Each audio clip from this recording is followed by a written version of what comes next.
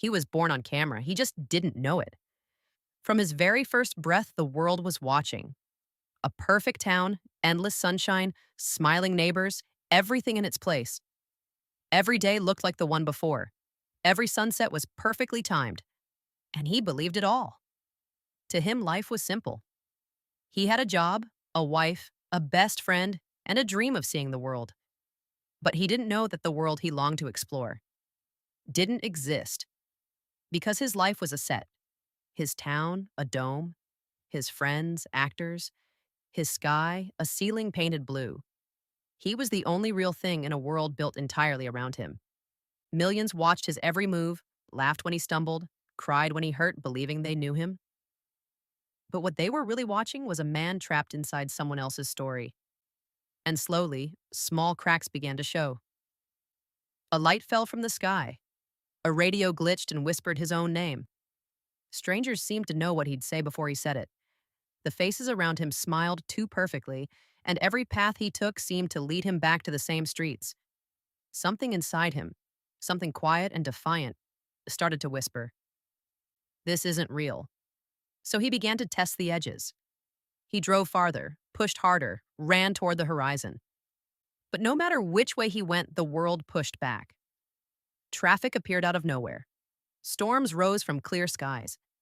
Everyone told him he was crazy, that he was safe, that there was nothing more out there, but he couldn't stop.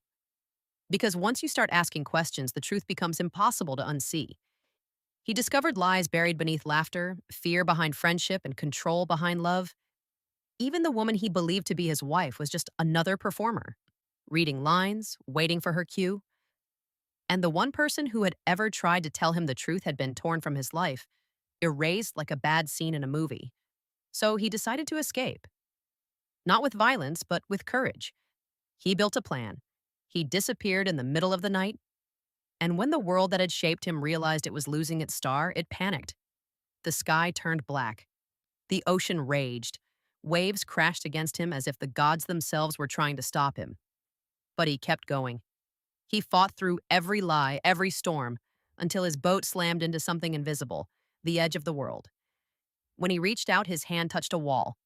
Painted sky, artificial horizon, the end of the illusion. And there, hidden in the light, was a door. A voice spoke from above, warm, powerful. It told him everything, that the world outside was cruel, that here he was loved, that he was special, safe, adored. The voice begged him to stay, but he'd lived his whole life being told who to be, what to believe, what to fear, and for the first time, he wanted to choose for himself. He turned toward the door, he smiled, he said goodbye, not to the people watching, but to the lie that had defined him, and he stepped through.